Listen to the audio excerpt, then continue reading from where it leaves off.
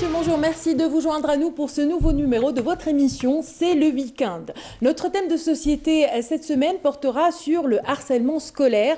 Quand peut-on parler réellement d'harcèlement? Quels sont les différents actes et formes de ce phénomène? Quel est le plan d'action du ministère de l'Éducation nationale? Autant de questions que nous mettrons à table avec nos invités dans quelques instants. Danse et les arts de la scène est le premier livre que vient nous présenter Madame Mamri Feiza, ancienne ballerine et actuellement directrice de l'école Profil Academy, une école de danse contemporaine, une biographie miroir de ce que les arts lui ont apporté et de comment justement elle les a utilisés pour aider et soulager les plus fragiles. Avant de retrouver les invités de notre premier plateau, je vous invite à regarder ceci.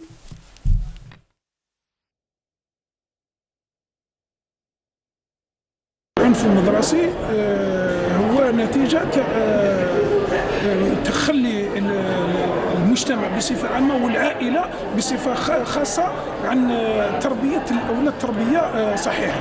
الطفل لما ما توجهوش هاو يضرب صاحبه، يدافع على روحه، يلعب مع صاحبه بالحجرة، يلعب مع صاحبه بالقصبة، وفي التالي راح يولد عنف، وفي التالي راح الطفل يتكسر، وفي التالي لازم يخلفها. دونك Comment éviter tout ça?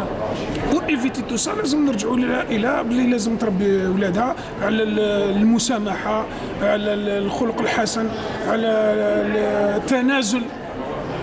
انه كيما الكبير الصغير، باسكو الصغير يقلد الكبير، الصغير كيولي يشوف باللي باباه يسمح لجار ويسمح لخوه ويتنازل له ويقول له معليش، ولكن يولي ما يضربش صاحبه، ما يضربش جاره. L'architecture de l'école qu'en faisant maintenant, c'est une école traditionnelle. Il y a beaucoup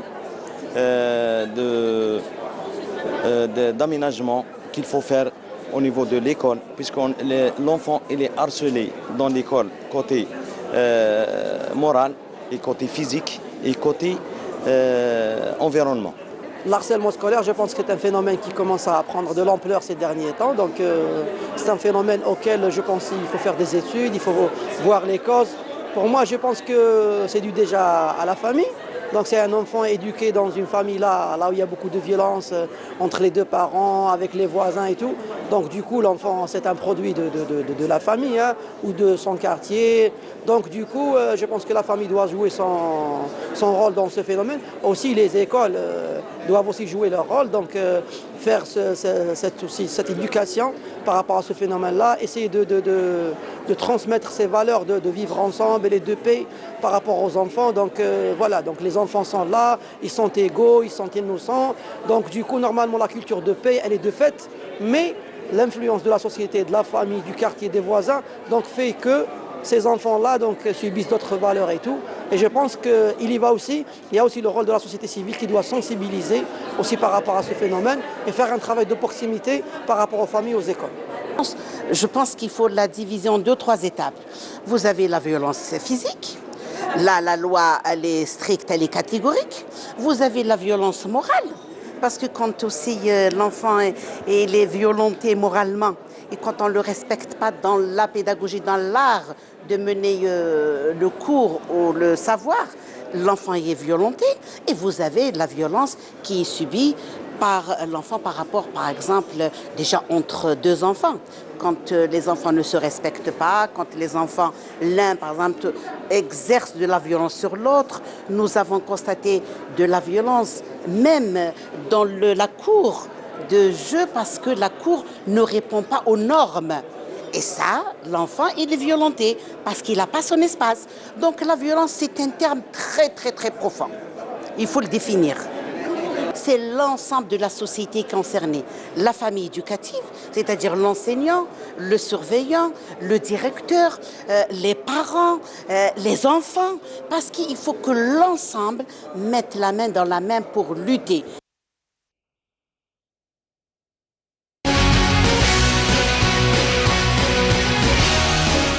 Voilà donc le sujet de l'actualité d'aujourd'hui, de ce vendredi, se fera autour de l'harcèlement scolaire.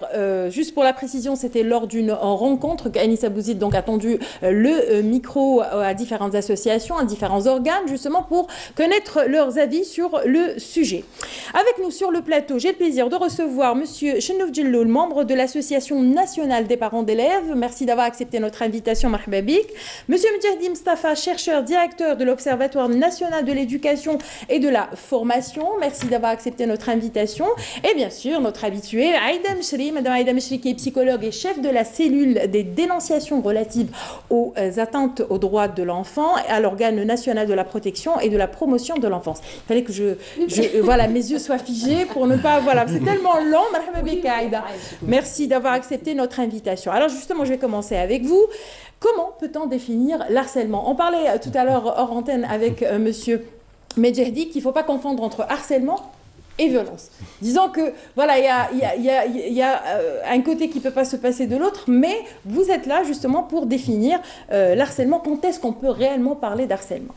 C'est extraordinaire ce que vous faites parce que pour la simple raison, ça permet au concept de prendre place et aussi de bien définir les choses et d'emblée d'agir et de donner les solutions.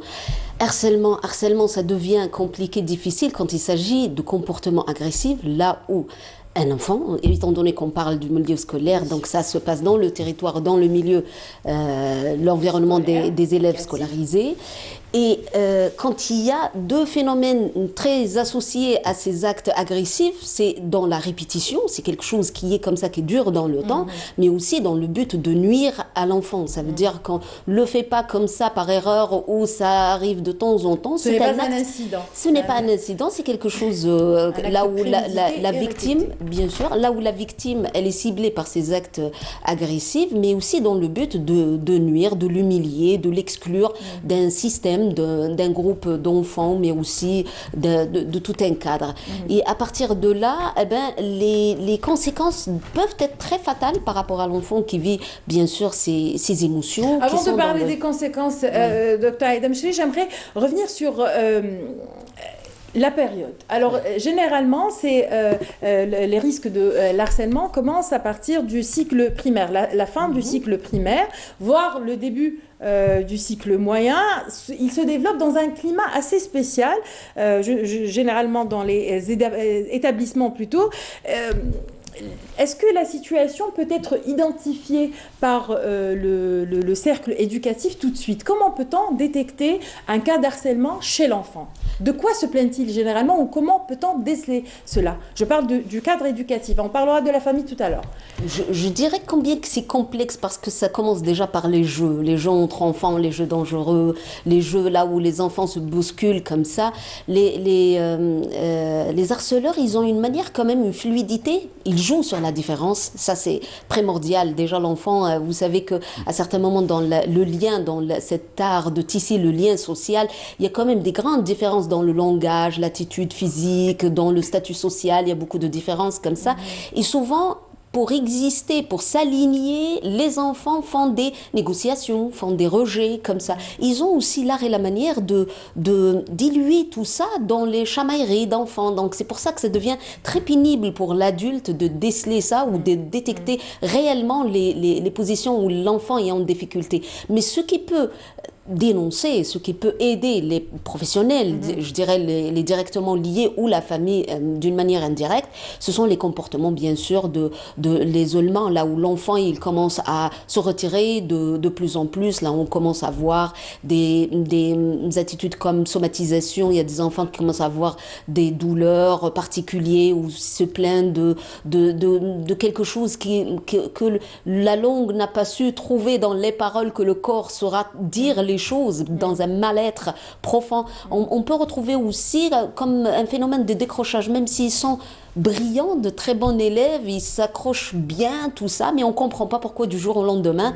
et on constate qu'ils sont en train d'avoir de mauvaises notes comme ça, mais aussi, je dirais, cette catégorie d'enfants, c'est des enfants qui ne savent pas, probablement, ils n'ont pas appris à dire non, fort, stop, à marquer leurs limites, à prendre place, qui doutent un tout petit peu, qui sont là dans un échange relationnel, là où ils cherchent leur place, ils veulent s'aligner à des groupes, et du coup, ils peuvent être victimes directement par une personne ou par un réseau de groupes d'harceleurs, là où quand il fait partie, il est obligé de s'aligner. C'est comme le plus fort dans le groupe peut insulter, peut humilier, peut disqualifier le plus faible, je dirais. Donc, comme ça. Donc pour vous, dans le système éducatif, il est difficile de déceler donc, ce genre de comportement parce qu'il peut être confus avec d'autres comportements qui peuvent être normaux à cet âge-là. On va s'arrêter ici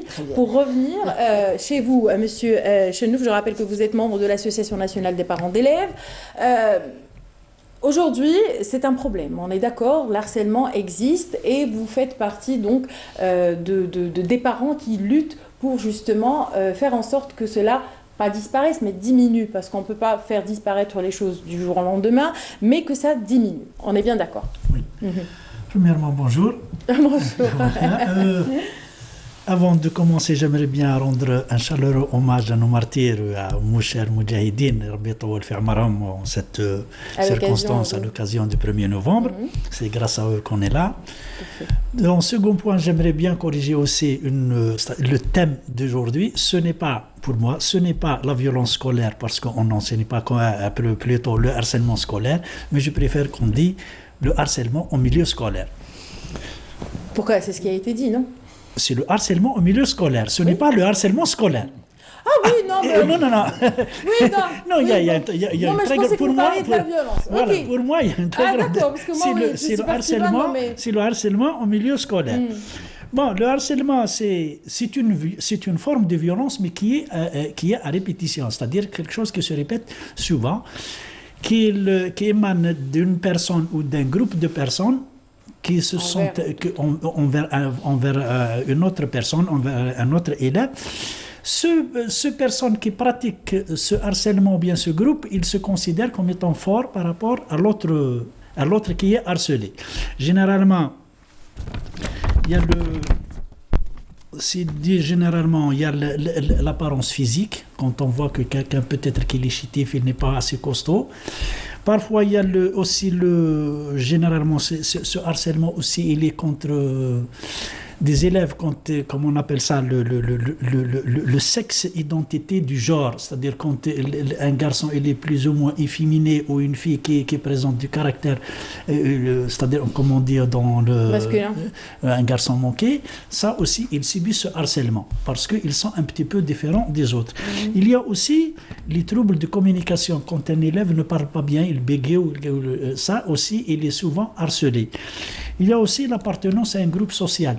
Quand, par exemple, on l'a remarqué, mais il faut le dire, quand quelqu'un, par exemple, qui est berbérophone, il ne parle pas bien l'arabe dans une région plus, elle est arabophone, et l'inverse aussi est vrai quand il se déplace vers les régions berbérophones, quand il ne parle pas le kabyle ou le tamazight en général, donc il subit ce genre de harcèlement. Généralement, le harcèlement, il se structure autour d'une différence. Voilà, sur ce que je viens de citer. Il y a aussi la répétitivité, c'est-à-dire c'est un harcèlement qui se fait chaque jour, chaque semaine, chaque fois, ce qui conduit à l'élève harcelé de s'isoler. Généralement, la première conséquence, c'est l'isolement de l'élève harcelé. Et à partir de l'isolement, on remarque aussi qu'il y a les résultats scolaires qui commencent à chuter et peut-être l'enfant, il devient peut-être psychologiquement plus ou moins instable et c'est des dégâts plus ou moins graves. Donc, vous complétez un peu ce que Mme Aïdanchli a dit. Mais par rapport, on revient à ma question initiale qui est donc le rôle de l'Association nationale des parents d'élèves concernant ce sujet.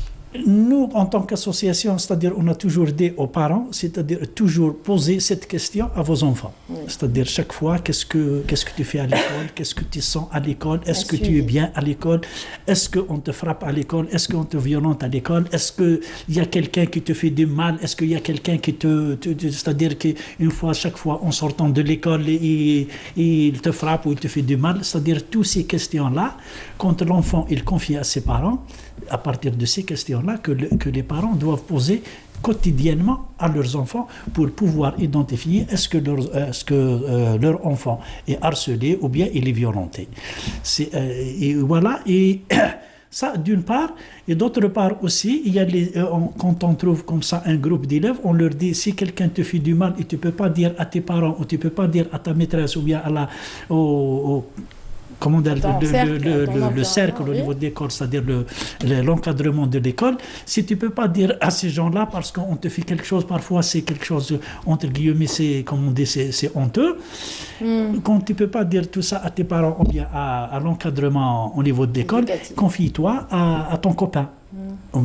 Après, le copain, il peut se confier à l'encadrement de l'école ou bien à ses parents et leur dire que voilà, mon camarade tel, il est violenté chaque jour, ou il a harcelé chaque jour. C'est comme ça qu'on arrive à identifier un petit peu quels sont les élèves qui sont harcelés ou quels sont les élèves qui sont violentés. Il y a beaucoup de cas que vous recevez Bon, il n'y a pas beaucoup, mais pour nous, un cas, c'est un drame. Voilà. Le reste, c'est des statistiques. Voilà. Donc, il n'y a pas beaucoup de cas. De temps en temps, comme ça, dans une école, on rencontre un cas. Il y a des écoles, bon, on n'a pas rencontré des cas, ça ne veut pas dire qu'il n'y a pas de harcèlement, mais c'est un phénomène qui existe et on l'a remarqué à travers le territoire national. Il y a un peu partout, c'est-à-dire que ce soit en milieu citadin ou bien en milieu rural, au nord, bien au sud, c'est à peu près la même chose qui se passe. Monsieur Amjadi, on ne vous a pas encore entendu, donc vous faites partie d'une stratégie nationale justement pour pallier à la violence de manière générale, mais comme le harcèlement en fait partie, parlez-nous un petit peu de ce plan d'action, de ce projet que vous chapeautez. Oui, mais si vous permettez, je veux quand même ajouter quelques... Bien sûr, oui, parce que les collègues ont parlé des choses très intéressantes. Parce que là, il y a c'est bien de faire quand même, c'est-à-dire la nuance entre ce qui est harcèlement et ce qui est violence. Donc, si on revient un petit peu en arrière, on va trouver que l'intentionnalité joue un très grand rôle là-dessus. Parce que lorsqu'on est dans le harcèlement, donc c'est un individu qui adopte une stratégie individuelle en essayant de mettre une victime en position de faiblesse pour un chantage, c'est-à-dire pour aboutir à des fins. Et maintenant, la question de l'harcèlement, comme concept lui-même, est lié à plusieurs champs. On l'a lié à des pratiques lorsqu'on parle par exemple, de harcèlement sexuel, donc c'est des pratiques. Des fois, on parle de l'harcèlement en milieu du travail, donc il est lié à un champ. Et récemment, on parle justement, pas récemment, c'est depuis quelques années, on parle de l'harcèlement en milieu scolaire, comme l'a dit si bien le collègue. Et puis, nous sommes actuellement dans les débats sur le cyberharcèlement, donc comme thème émergent, donc qui est très important, surtout pour nous en Algérie maintenant actuellement, c'est-à-dire comme sujet de débat, nous avons une grande jeunesse qui est sur les réseaux sociaux, qui est dans ces pratiques-là, et on a, à travers un travail sur la presse sur le long terme, on va trouver que c'est quand même peut-être un segment qu'il ne faut pas le laisser de côté, négliger. La question maintenant, c'est lorsqu'on parle de harcèlement, de violence, de tous ces thèmes-là, il faut aussi faire la nuance entre la structure globale qui est la société et l'éducation, l'école et tout ça. Donc il y a un va-et-vient entre la société. Lorsque la société, par exemple, il n'y a pas une vraie prise de conscience sur ces questions-là, ils ne sont pas vraiment très clairs c'est-à-dire dans nos têtes pour dire que voilà, là, il s'agit d'un harcèlement qu'il faut qu'il faut régler comme problème. Là, il y a certaines formes de violence, même s'il s'agit d'une violence verbale ou une violence symbolique ou une violence physique. Là, tout ça, c'est une gamme de thèmes sur lesquels il faut travailler. À partir de la stratégie, justement, on a fait un travail déjà de balayer un petit peu le côté statistique pour savoir depuis 2000 jusqu'à l'année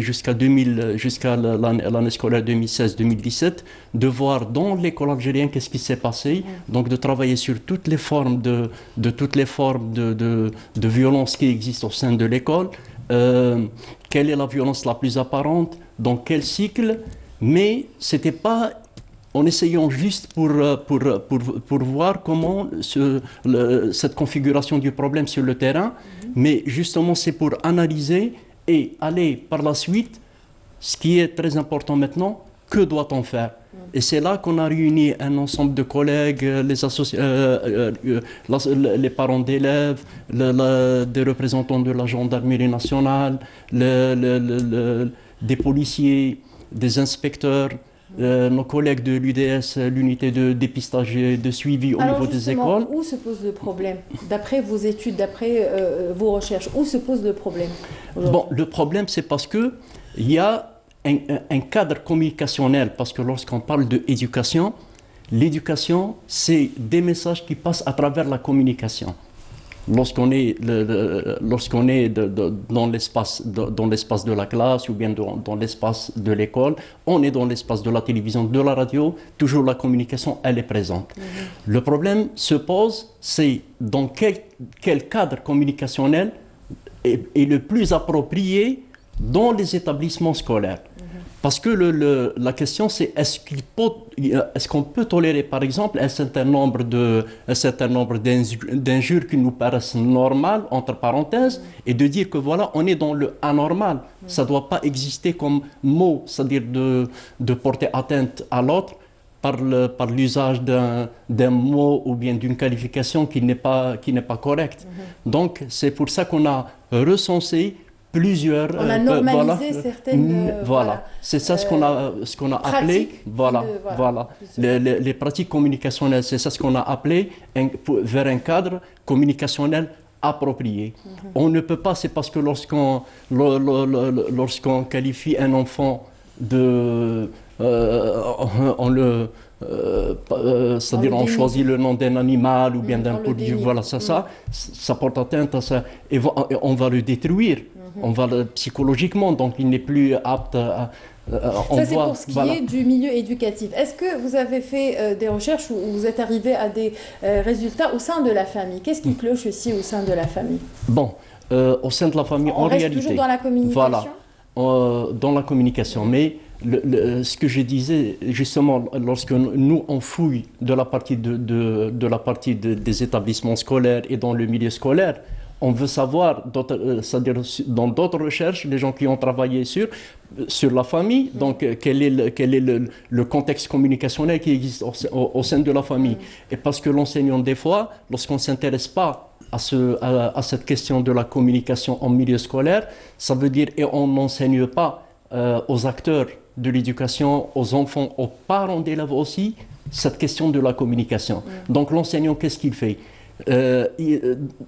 Pour lui, il doit adopter un mode communicationnel au sein de la classe. Mais à partir de quoi il va produire ce mode communicationnel? C'est à partir de son passé, parce qu'il n'a pas de nouveau. Donc, dans lequel il a été socialisé, c'est ce cadre-là qui va le prendre de la société, il vient vers l'établissement scolaire pour produire reproduire les mêmes concepts, les mêmes mots, les mêmes qualifications. Alors que ça c'est un problème primordial, c'est un problème, c'est-à-dire qu'il va nous faire sortir vers le professionnalisme. C'est-à-dire même sur le comportement, les paroles, l'usage des concepts, les qualifications, c'est très important comme sujet pour nous. Et c'est pour ça qu'on a mis en place un protocole spécial pour le cadre communicationnel au sein de l'établissement scolaire. J'en parlerai peut-être sur ça et je développe peut-être plus un petit peu la question de l'éducation aux usages des réseaux sociaux, de tout ce qui est la toile Internet, oui. Très bien, oui, qui est un véritable problème. Aïda Mchri, la victime constitue souvent donc une proie facile, ça on l'a compris, vulnérable, fragile. Mais il y a des facteurs, généralement on parle de décès, on parle de séparation de famille. Je parle bien du profil de l'harceleur, hein, pas de la victime. Il y a beaucoup de facteurs qui font que cet enfant, parce que c'est des enfants, adopte ce comportement. Il y a plusieurs facteurs, on parle la plupart du temps, je disais, de décès, de séparation entre le couple, donc entre les parents, qui peuvent l'affecter et qui peuvent justement le pousser à adopter ce genre de comportement. Tout à fait, tout à fait. Souvent, ce sont des enfants en difficulté, en détresse, qui vivent dans un contexte familial, social très défavorable. Et à partir de là, ils se cherchent eux-mêmes. Et probablement, entre parenthèses aussi, on peut dire qu'eux-mêmes étaient victimes. C'est une manière de rebondir sur des situations là où ils cherchent un peu des formules pour pouvoir vraiment agir.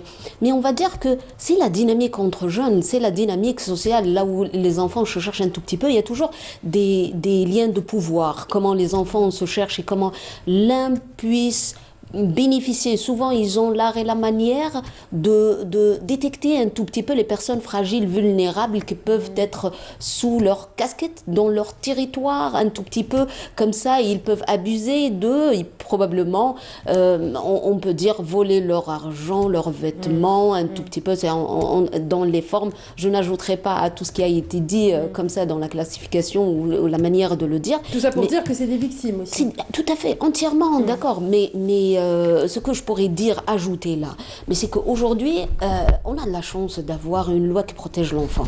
La loi 15-12, quand même, c'est une grande richesse pour notre société. Aujourd'hui, on n'a pas les mains croisées. Aujourd'hui, étant donné que l'Algérie a ratifié la Convention internationale des droits de l'enfant, aujourd'hui, on peut parler des droits de l'enfant. On peut porter notre voix haut et fort, parce que pour la simple raison que si on parle des principaux piliers de ces conventions, la première loi, c'est un tout petit peu le droit à la non-discrimination. Ce n'est pas rien du tout. Si j'ajoute ça, c'est Mabda' Adam al-Tamyiz. Là, ça nous donne un tout petit peu la force de pouvoir vraiment agir sur le terrain. C'est vraiment le premier pas vers... Absolument. Il y a des lois qui protègent un tout petit peu la victime et aussi l'enfant qui utilise ces actes, parce que ça reste aussi dans un cadre où l'enfant, lui aussi, il est victime de ces actes et il est dans un réseau là où il ne peut pas se prendre en charge et il n'a pas ceux qui peuvent le prendre en charge. Et de là, moi je dirais, merci à tous les professionnels qui travaillent jour et nuit pour pouvoir mettre en œuvre quelque chose qui concerne la ligne de numéro vert 1111, qui sont là justement pour briser le silence, pour casser les tabous, pour pouvoir dire les choses, pour pouvoir dénoncer les harceleurs et à travers un numéro vert gratuit, là où il ne figure pas sur les factures de téléphone, là où l'identité de dénonciateur peut rester confidentielle, anonyme, ils peuvent parler de ces enfants. Si on dit 11-11, c'est pour la simple raison pour qu'on puisse simplifier ça. Ça concerne les enfants eux-mêmes et c'est les enfants qui peuvent nous appeler et puis dénoncer leurs difficultés. En parlant de dénonciation et de victimes, justement, je reviendrai avec vous, Monsieur Medjadi, plutôt Chenouf. Avant, on écoute Aden Salat al-Asr. Voilà.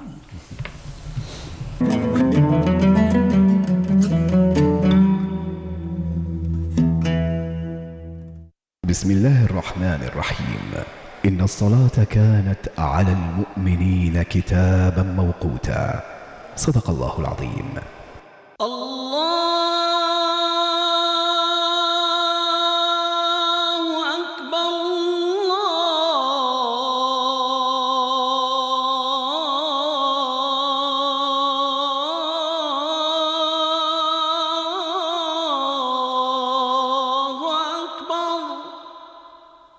أشهد أن لا إله إلا الله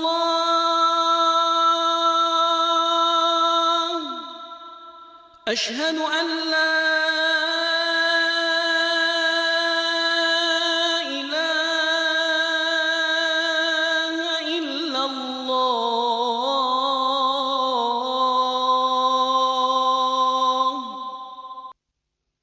أشهد أن محمد رسول الله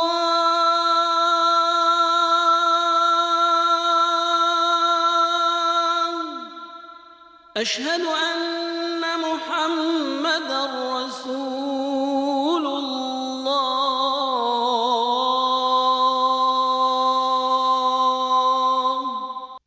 حي على الصلاة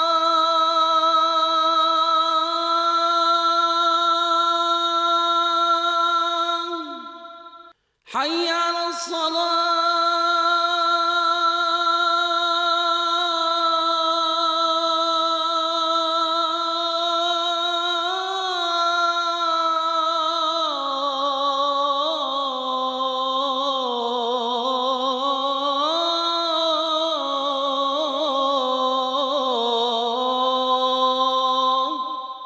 حي على الفلاح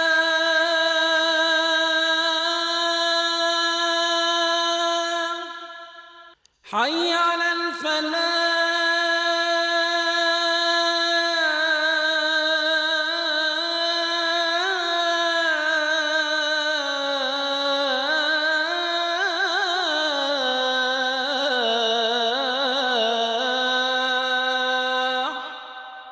الله أكبر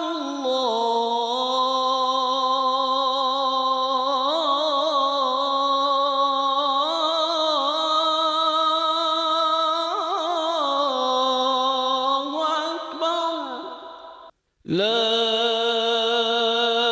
إله إلا الله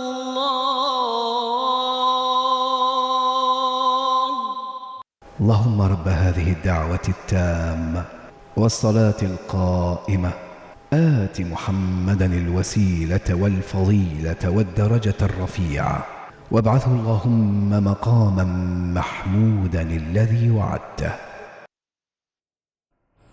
تقبل الله صلاة الجميع. Avec vous, je le disais avant l'Aden, donc Monsieur Chenouf, la victime, qui est, enfin, c'est une victime aussi, le harceleur, le profil de l'harceleur. Qu'est-ce que l'école, autant qu'école, déjà, les psychologues, les pédagogues qui sont au sein de ces écoles font justement pour prendre en charge ces profils-là, entre guillemets, d'harceleurs? Bon, si on revient tout au début de ce qu'on a dit, ce phénomène touche essentiellement la fin du cycle primaire et le début du collège, voilà, du moyen. Donc, au niveau du primaire, il n'y a ni pédagogue, ni psychologue. Donc, voilà, au niveau des écoles primaires, il y a pas, on n'a pas cette prise en charge. Il y a que ce soit dans le public ou dans le privé? Non, c'est-à-dire, si on revient par exemple au niveau des CEM et des lycées, il y a quand même des psychologues qui sont sur place. Par contre, au niveau du primaire, il n'y en a pas.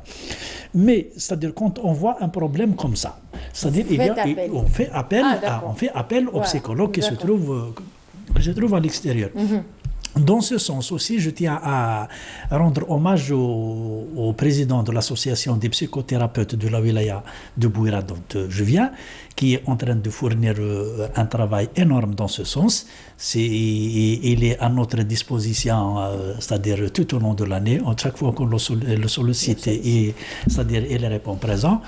Et voilà, et comme il est président aussi de l'association des psychothérapeutes, donc il connaît tous les psychothérapeutes de la wilaya, donc au niveau des 4 coins de la wilaya. Donc nous, au niveau de Bouira, le problème des psychologues et des psychothérapeutes, pour nous, le problème au niveau de la wilaya ne se présente pas. On a, c'est-à-dire un encadrement, une prise en charge. Ça pour ce qui est de Bouira. Voilà, à l'échelle nationale, bon, je suis en contact avec mes collègues de l'association. Bon, il y a des hauts, il y a des hauts et des bas. Voilà, parfois, c'est-à-dire généralement, bon, quand le psychologue, on fait appel à un psychologue, donc on doit obligatoirement le rémunérer. Donc, dans ce cas, le problème ne se pose pas. Mais quand il y a généralement quelques victimes c'est-à-dire qui sont financièrement dans le besoin, ils ne peuvent pas s'offrir les services d'un psychologue, là, on est obligé de les aider, de leur fournir l'aide matérielle pour ces victimes. Mais pour nos victimes, c'est que ce soit le harceleur ou le harcelé. Ils sont tous les deux victimes. Leur prise en charge, ce n'est pas de notre spécialité, c'est aux psychologues de les prendre en charge. Chacun, c'est-à-dire la prise en charge peut être les mieux qualifiés que moi pour nous dire que la prise en charge, elle diffère du harceleur au harcelé. Moi, je vous ai posé la question pour savoir est-ce qu'il y a déjà une prise en charge. Je sais que ça ne relève pas de votre... Oui, bon, comme j'ai dit, nous, à Bouira, c'est-à-dire on a pris quelques cas qu'on a constatés, on les a pris en charge normalement. Le problème, c'est-à-dire pour la prise en charge, ne se pose pas. Mais à travers le territoire national, voilà, comme je l'ai expliqué, parfois, on est obligé de passer par les psychologues privés. Il faut leur donner leurs honoraires et le problème est réglé. Bon, c'est-à-dire, pourquoi le problème ne se pose pas d'une manière aiguë? Parce que ces cas ne sont pas toujours dénoncés. Donc, il y a, je ne peux pas dire quel est le pourcentage des cas détectés par rapport aux cas non détectés. Et est-ce que réellement on peut parler d'harcèlement ou pas d'autre chose? Donc, tant qu'il n'y a pas de plainte et il n'y a pas de sondage, vous ne pouvez pas vous-même... Oui, on ne peut pas détecter, mais... Comme j'ai dit tout au début de l'émission, c'est-à-dire on sensibilise les parents sur ce point. Il faut quotidiennement poser quelques questions à vos enfants. Est-ce que vous êtes bien à l'école? Qu'est-ce qui vous dérange à l'école? Qui vous fait mal à l'école? C'est quelques questions comme ça. L'enfant, il est innocent, il peut dire des choses qui lui font mal. À partir de là, le parent, il peut contacter l'encadrement pédagogique de l'école et voir son enfant, est-ce qu'il est harcelé, ou bien tout simplement quelques chamailles entre enfants qui arrivent de temps en temps. Et voilà. C'est comme ça qu'on arrive à déceler. Oui, monsieur Mtadi. Oui. Bon, pour nous, ce qui relève de cette question qui nous semble très importante, donc le travail qui a été mené, la réflexion sur la question, déjà à faire la distinction entre les espaces. On a la classe, là où il y a des élèves, il y a un enseignant, donc il y a une nature d'existence entre les acteurs en présence. Nous avons l'espace de la cour, où les acteurs changent, ce n'est pas le climat de la classe, et nous avons l'environnement de l'école, l'environnement proche et l'environnement loin. Donc ça c'est la première distinction à faire. La deuxième, c'est un cheminement très complexe premièrement du repérage, comment on repère un enfant en situation de difficulté, de chantage peut-être même, donc il est victime de quelque chose. Le signalement, comment doit se faire le signalement et comment doit se faire la prise en charge, justement comme disait notre collègue, la prise en charge soit de la victime ou bien de l'auteur lui-même. S'il est un enfant de l'établissement, s'il est d'un autre établissement, donc tout ça, ça nous complique. Et lorsqu'on est dans l'environnement de l'école, donc la situation devient de plus en plus compliquée. C'est pour ça que les protocoles prennent en charge le signalement de l'intérieur de l'école, comment l'enfant, à travers ses amis, à travers une forme de communication sociale, peut exprimer sa difficulté pour la porter.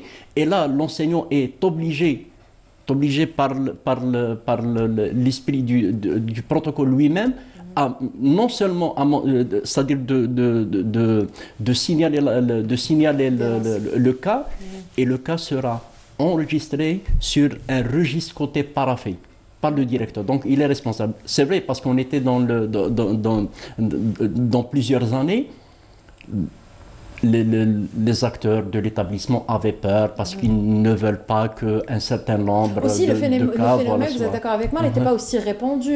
Il n'y avait pas autant de cas. Maintenant, on entend parler de beaucoup de cas. Certes, il n'y a pas de statistiques. Et moi, je dis, tant qu'il n'y a pas de statistiques, ça veut dire qu'il n'y a pas lieu de s'alarmer. Mais ça commence. Voilà. Le phénomène commence à prendre de l'ampleur. Parce qu'il y a deux choses, ou bien trois choses.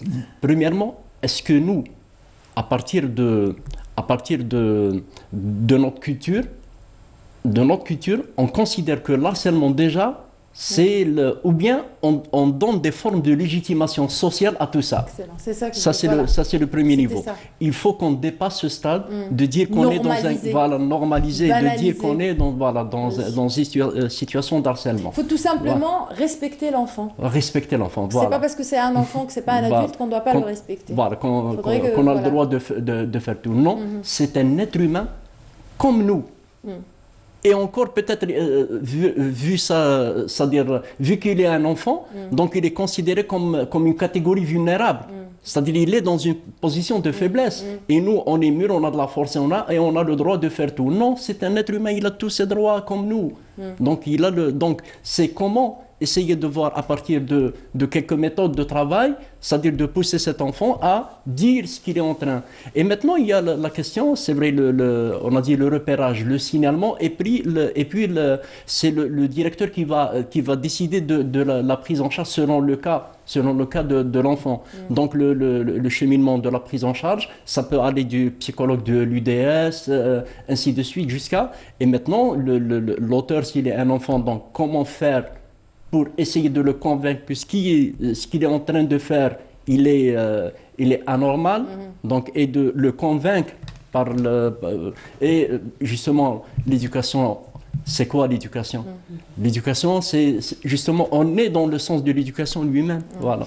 Je terminerai avec vous, Monsieur Medjahdi, concernant ce projet, cette nouvelle prochaine application. Parlez-nous un petit peu de ce qu'il y aura concernant ce projet. Oui.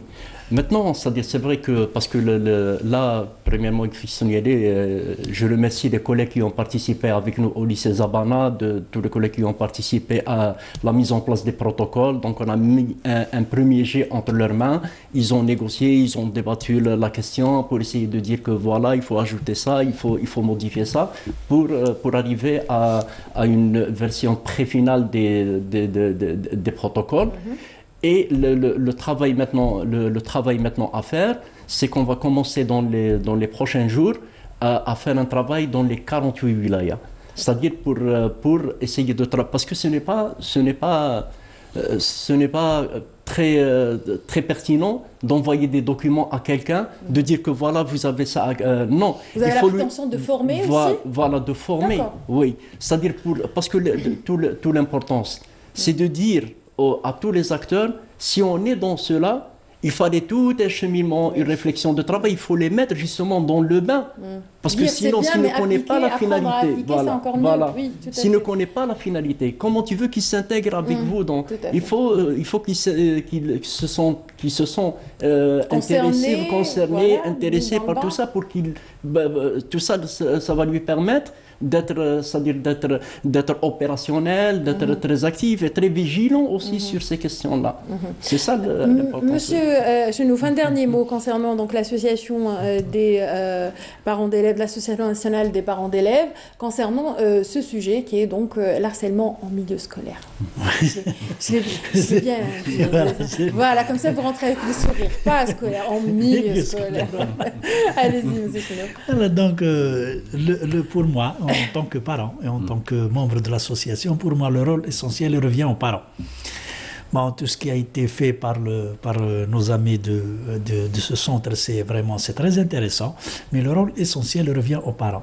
Parce que sans le rôle des parents, c'est-à-dire on n'arrivera à rien. Exactement. Ça facilite aussi la tâche. Ça facilite énormément le travail, parce que si les parents font leur travail convenablement, ce qui reste, c'est reste que la prise en charge après.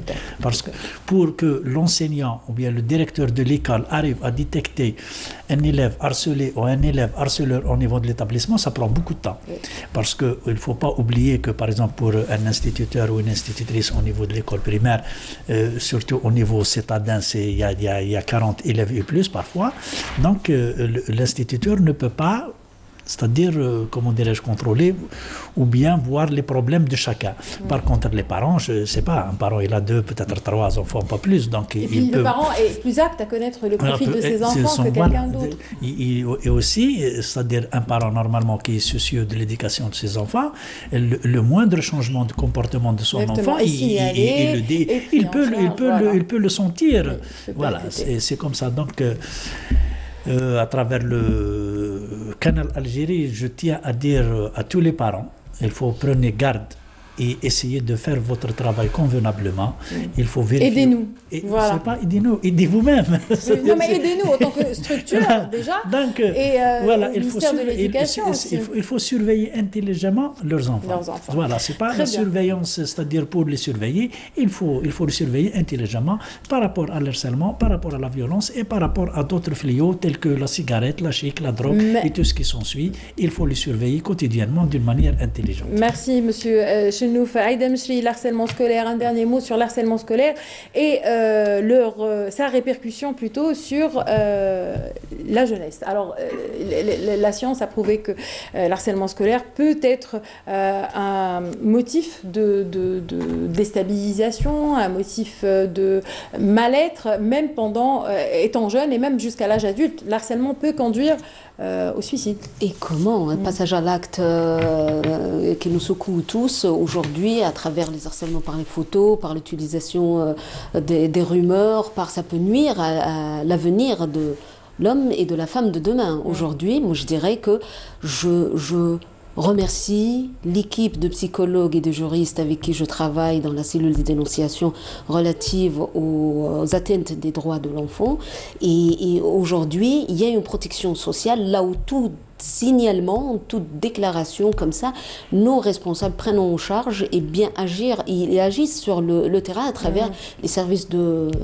Si c'est bien pris en charge étant jeune, ça disparaît avec le temps, ça laisse pas d'impact? Ce n'est pas que ça disparaît uniquement, mais ça permet d'agir sur un mode précoce pour pouvoir vraiment arrêter un fléau ou arrêter vraiment un acte particulier. Et si je dirais une protection sociale, c'est justement de permettre à ces enfants d'évoluer dans un cadre là où on peut les protéger. Comment on peut le faire, le réaliser? C'est à travers un acte rapide, là où les professionnels du service de milieu ouvert qui peuvent agir sur le terrain, à travers des enquêtes, à travers leur présence, mais aussi à travers une protection juridique, là où il y a bien sûr un autre travail, là où l'harceleur ou une autre équipe peut bien sûr arrêter ce fléau, afin de protéger les enfants ou les vulnérables, on dirait les personnes vulnérables par rapport à ce fléau. Merci beaucoup Aïda Mechri, merci messieurs d'avoir été parmi nous, merci d'avoir accepté l'invitation de Canal Algérie. À très bientôt, j'espère, pour d'autres thèmes plus sympathiques, allez, on va dire moins stressants pour les parents. Inch'Allah, merci à vous de nous avoir suivis pour ce premier plateau. Ne partez pas, car dans un instant, je reçois donc Madame Mamri Faiza qui viendra nous parler de son premier livre, juste après ceci. Moufti Zakaria vient fièrement participer à cette 23e édition du Salon du Livre d'Alger, où tout un stand est réservé aux nombreux livres, recueils et poésies traduisant la vie, le parcours, l'engagement et le militantisme de l'auteur et poète de la Révolution, Moufti Zakaria. Les Iliades algériennes et la flamme sacrée, de recueils de Moufti Zakaria qui m'ont le plus attiré dans ce stand. Il y a aussi beaucoup d'autres ouvrages intéressants. Nous avons vu les œuvres de certains de nos chouhada et moudjahidines comme Moufti Zakaria qui nous raconte ses péripéties et les conditions dans lesquelles il a écrit l'hymne national durant la guerre de libération alors qu'il était prisonnier. C'est inévitable que la fondation Moufti Zakaria y participe. Moufti Zakaria est l'auteur de la révolution. Il doit être présent, et pour les étudiants, et pour les jeunes et toutes les générations montantes. Plusieurs publications de son recueil, l'hymne national, ont eu lieu. On y trouve aussi des livres de certains auteurs qui racontent l'engagement politique du défunt Moufti Zakaria. La 23e édition du Salon du Livre d'Alger a été une occasion pour présenter d'autres ouvrages de l'auteur Moufti Zakaria sous forme d'archives évoquant les étapes de notre glorieuse guerre de libération. Danse et les arts de la scène est donc le premier ouvrage qu'elle publie. Elle, c'est Faiza Mamri, c'est une habituée de notre émission. J'ai toujours plaisir à le recevoir. Merci d'avoir accepté notre invitation. Marhaba bik. Merci, bonjour Wafa. Je suis très heureuse d'être aujourd'hui avec vous après le 1er novembre et aussi parler un peu des arts et de l'enfance aussi, pourquoi pas. Très bien, donc après Octobre Rose, vous avez fait beaucoup d'activités, beaucoup d'événements. Parlez-nous un petit peu, faites-nous un petit peu le résumé. Où est-ce que vous étiez? Qu'est-ce que vous avez fait pour ce mois? Alors en fait, on a fait une rentrée assez explosive. Bon, le mois de septembre, c'était les retrouvailles, l'académie, les élèves qui reviennent vers l'académie. Et juste après, à partir on va dire la première semaine d'octobre, on a eu un programme très chargé. Oui. Donc on a déplacé nos enfants, donc je veux dire le groupe qui sont inscrits au niveau de l'académie, groupe insertion donc à Public Empêché, avec les élèves de l'académie sur un voyage d'échange culturel à Metz, à Nancy. Et là, ils ont organisé la journée de l'Algérie avec une association franco-algérienne. Voilà, ça c'était la première semaine d'octobre. Et là récemment, au Beaux-Arts, je pense, vous avez organisé aussi une journée avec plein d'artistes, des activités tout au long de la journée. Et bien entendu, c'est notre deuxième année, notre deuxième édition d'Octobre Rose. Donc on s'est dit, on s'engage. Vous savez, on travaille beaucoup sur l'art engagé et on se mobilise énormément, les artistes, les scientifiques, les directeurs aussi. Et on remercie par la même occasion M. Zerka qui nous a ouvert l'école supérieure des Beaux-Arts où on a eu l'occasion de se présenter et de faire une mobilisation de communication sur le cancer du sein. Très bien. Voilà.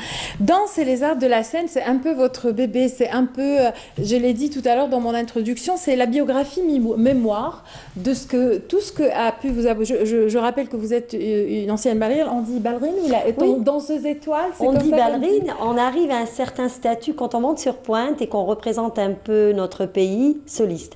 Donc j'étais soliste à 15 ans, effectivement. Voilà. Donc un parcours, j'allais dire, jalonné de plusieurs activités, de plusieurs manifestations, mais le pourquoi qui avait attiré mon attention la première fois que je vous ai invité, rappelez-vous, l'année passée, c'était votre engagement envers une frange assez fragile, mais que vous avez réussi à inclure, j'allais dire, à faire rentrer dans votre milieu, qui est donc les arts, de manière générale. Et après, bon, c'était la musique, la danse et tout ça. Parlez-nous un petit peu de cet ouvrage.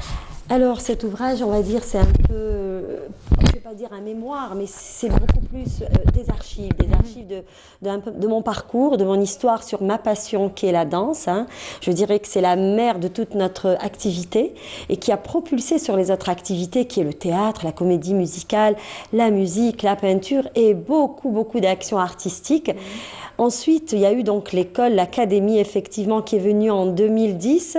Donc l'académie, donc c'est à partir de là qu'on a fait rentrer toute, on va dire, la scène en général, l'art de la scène. Et quand on dit art de la scène, on doit respecter ce grand mot qui est le théâtre, la comédie, la musique, le chant et la danse sous toutes ses formes. Donc danse contemporaine, danse classique, danse folklorique, danse hip-hop et bien entendu street dance aussi qui est très actuelle en ce moment. Donc là, on a travaillé sur l'engagement de la danse en tant que dimension académique avec des professeurs qui sont avec moi, mes partenaires, et que je remercie jusqu'à aujourd'hui qui me suivent dans ma philosophie.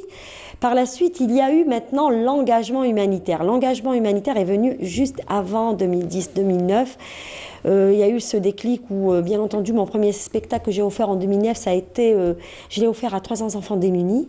Ça a été une prise de conscience et s'intéresser à ces enfants quelque part qui étaient un peu défavorisés, mis à l'écart, handicap, trisomie, autistes. Il fallait les mêler à cette enfance quand même. Ils ont le droit d'être sur la scène, ils ont le droit de participer à des spectacles et je vous le dirais qu'ils sont très talentueux. Donc, on a eu l'occasion d'en recevoir quelques membres et justement j'aimerais vous inviter, vous qui nous regardez, à voir ce spot un peu qui réunit un peu Madame Mamri dans son bain à elle, dans le bain de la danse et surtout des arts de la scène.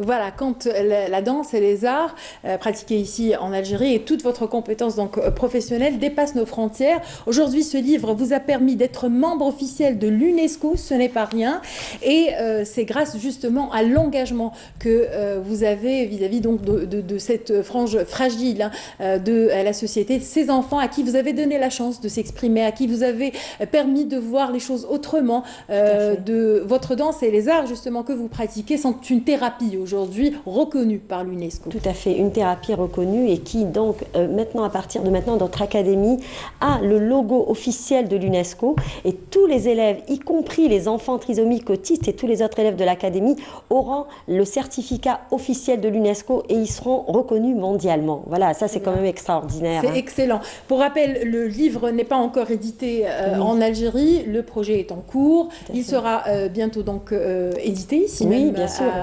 En Algérie pour que, voilà, spécialistes et amoureux de l'art et aussi amoureux j'allais dire, de la bienfaisance, pas de la charité, mais du cœur, puissent le lire et savoir un peu plus sur votre parcours. Alors moi, à la préface, je lisais la préface, il y a quelque chose qui m'a beaucoup touchée, c'est un texte écrit par votre époux. Oui. Voilà, par votre époux, et c'est aussi une reconnaissance. On dit que voilà, il y a aussi des hommes qui sont derrière, des femmes qui ont réussi. J'imagine que voilà, vu votre travail et vos engagements, vous n'êtes pas toujours disponible, j'allais dire, vous êtes toujours en train de travailler, en train d'activer, et lui, il est là pour vous soutenir. Je vais juste donc lire les premières phrases, parler d'un ouvrage qui trace le parcours d'une femme, ma femme, mais peu aisée. Dans notre vie, j'ai connu la fille, aimé l'épouse et apprécié la mère et découvert l'artiste.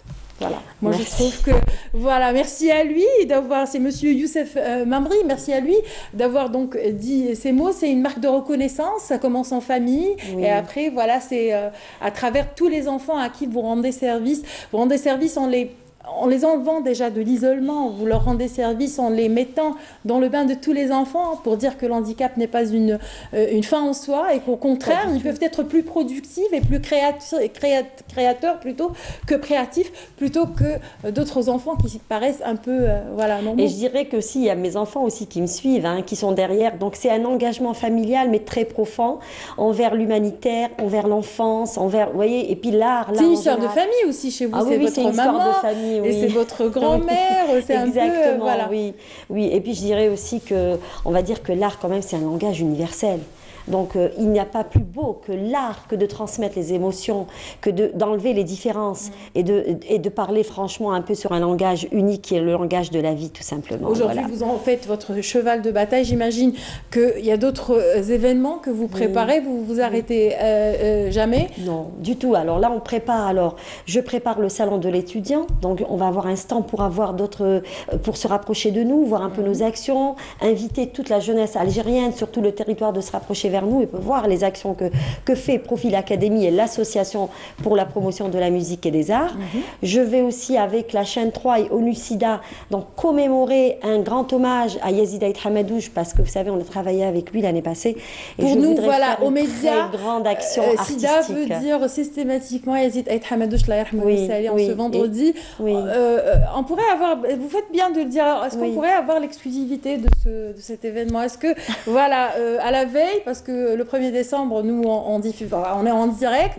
Est-ce que vous viendriez en parler avec l'ensemble de... Tout à fait, avec plaisir. Très bien, rendez-vous pris alors, parce qu'on comptait réellement le faire cette année, et pour lui rendre hommage pour tout ce qu'il a fait, pour cette action chaque année. D'ailleurs, il va manquer cette année à ce grand événement qu'organise donc la chaîne 3 chaque année, annuellement, et aussi par rapport au SIDA. Par rapport au SIDA, par rapport aussi à son handicap. Vous savez qu'on travaille pour ça.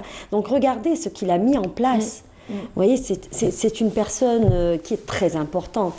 Et il faut l'honorer d'une manière vraiment grandiose. Pour moi, Yazid, c'est une grande perte pour nous et j'espère qu'on continuera à suivre sa mission. On est là en tout cas en tant qu'artiste. Merci en tout cas d'avoir été parmi nous, de nous avoir offert l'opportunité de venir nous parler de danse et les arts de la scène. Je rappelle que c'est un livre qui est donc de Madame Faiza Mamri, ex-ballerine et est directrice actuellement de Profil Academy, qui est une école de danse contemporaine. Rendez-vous pris pour le 1er décembre. Merci. C'est bon? Oui, merci beaucoup. On le fait avec le 1er plaisir. décembre. Merci. Merci à vous de nous avoir suivis. J'espère que vous avez passé un agréable moment. Excellente semaine à tous et à vendredi prochain, Inch'Allah. Au revoir.